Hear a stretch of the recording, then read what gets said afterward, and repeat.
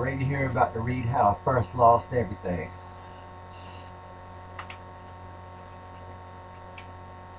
With Sarah, it was all about me. She was down for anything, anytime, anywhere. It wasn't all physical, it was mental and spiritual. The type of love that made me write sad poems about how much I love her. Well, I'll leave poems to poets, but every chance I got, I told her how on fire in love I was. Despite that love, my eyes were curious. Sarah got pregnant and I was going to be a father. She was having a girl and fixed up the baby's room all pink. We shopped for baby clothes and toys. Our child had more than babies already born. Proud father to be by day.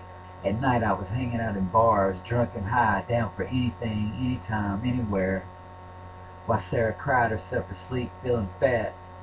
Suddenly I become less of a man. I was a horrible person, lying and cheating. When our daughter was born, I cried. Holding her in my arms took away all those urges. On a natural high, once again I wanted no one but Sarah. Seeing the life that she'd held inside gave her this radiant glow. She was powerful again. For the first couple of weeks we played house in style. Our little baby girl filled us both with a new kind of love. That love will never run out, but the overwhelming feeling was fading for me. Sarah was constantly under its influence. One day my parents watched the baby so we could go out. Sarah was losing weight and wanted to go shopping for jeans. In the car she asked me, "Do you still think I'm sexy?" The word no echoed through my thoughts. Still I took my eyes off the road and leaned over and kissed her. "Yes, you're still sexy," I said, hoping it wasn't a lie. The real me was coming back to the surface. May would always be my daughter too. Sarah, however, started to seem replaceable again. Why I'll never know, because she could never be replaced. They didn't make them like her anymore. I put my daughter to sleep. Putting on my coat, I tell Sarah I'll be back. It wasn't as easy as before. "I need you here," she said. "Besides, what about work?" She'd become a mother, and now Sarah was acting like my mother. Only May could have got me to stay, and she couldn't talk yet.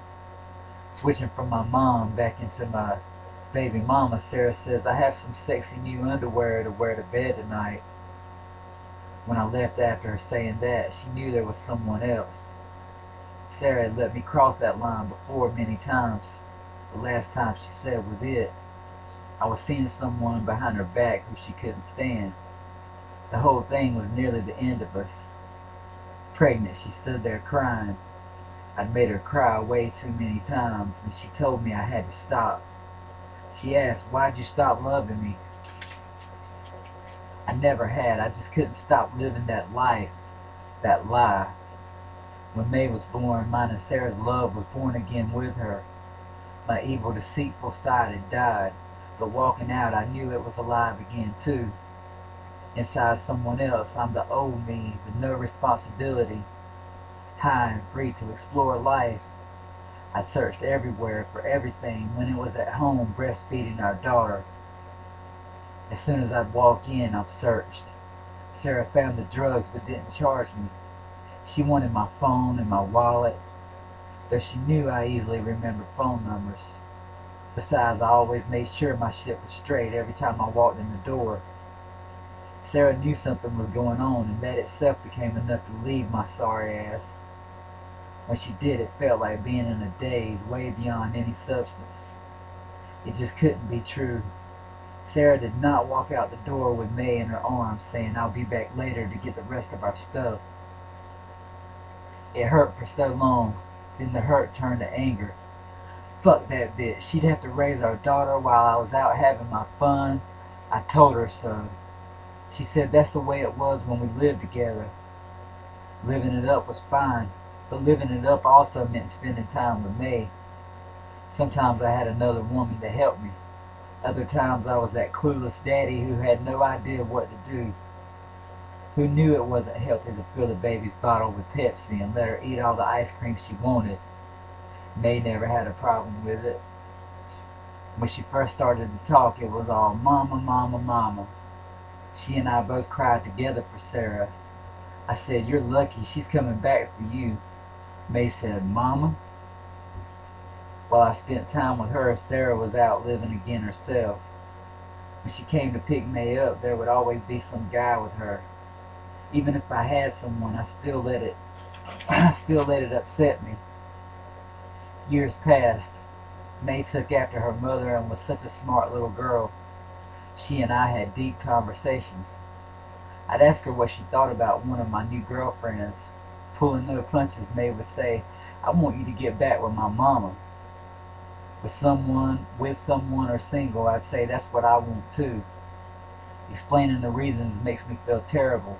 Then May ask, why were you so mean, Daddy? Why was I so mean? Guess I'll never know. It wasn't because Sarah got pregnant. No, I'd already started my bullshit before that. Sarah loved me enough to deal with it all.